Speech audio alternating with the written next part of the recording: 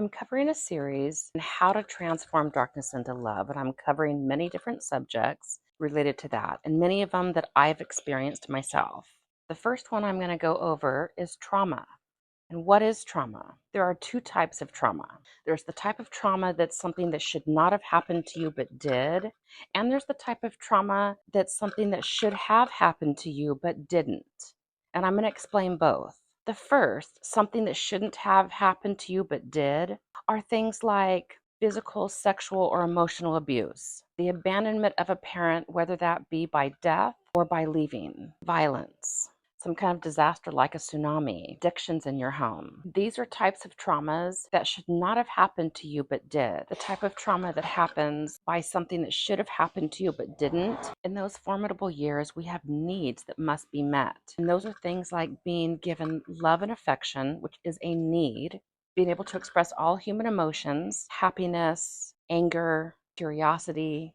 Those are natural emotions. When you do not receive the love and affection from a parent or guardian, it causes a trauma. As an infant, you are completely reliant on your parent or guardian. One way to understand these needs better is to think about a flower. A flower needs the sun, a flower needs water, a flower needs soil in order to grow. It's the same way for an infant or child.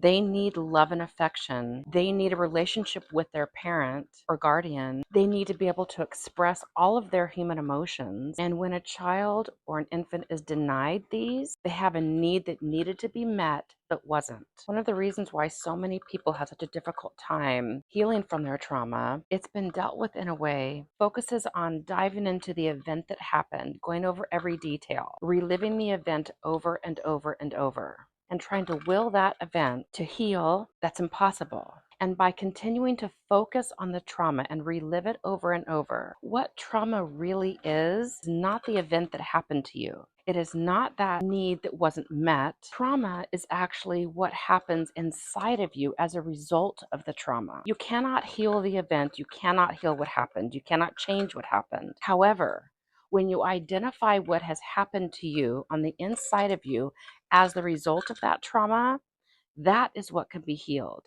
That is what can be changed.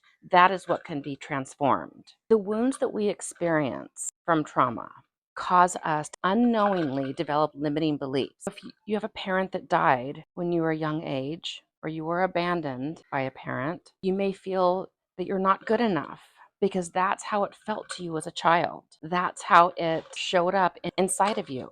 If you experienced a tsunami or some kind of disaster, you may have developed the belief that the world is unsafe.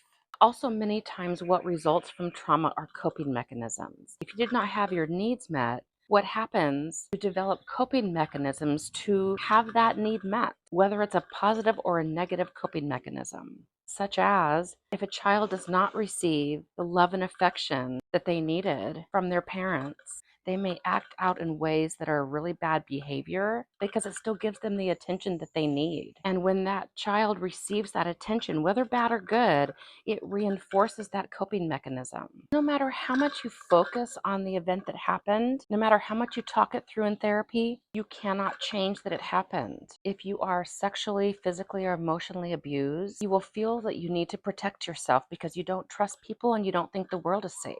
And so sometimes that wound is covered up by becoming the perpetrator in order to protect yourself because you never want to get hurt again.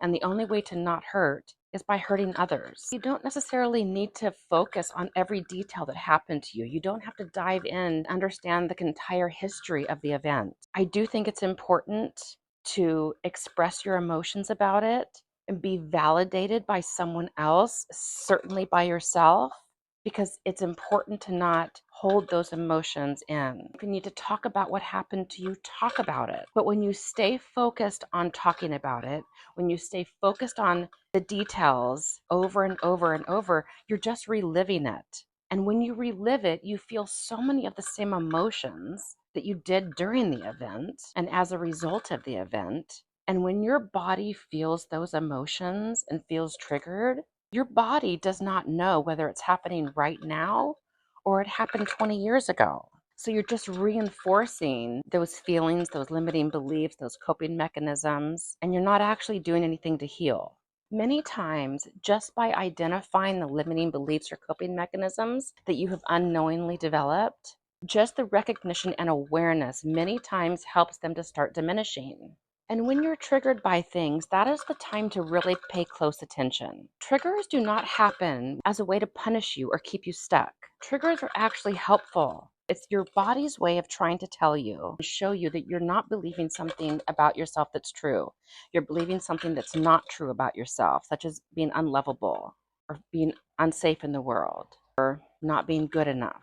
When you're triggered, that is the time to pay attention and look at what is triggering you and why is it triggering you. It's a good thing that happens. And when you identify limiting beliefs that you have unknowingly developed, you then have the power to change those beliefs and heal that wound. Stop being so affected by what happened to you. So then when you do think back on that trauma, you're not triggered, not being reminded of how unworthy you are or how unlovable you are or how you're not good enough. You can start to separate yourself from that event because you know the truth now. You are lovable.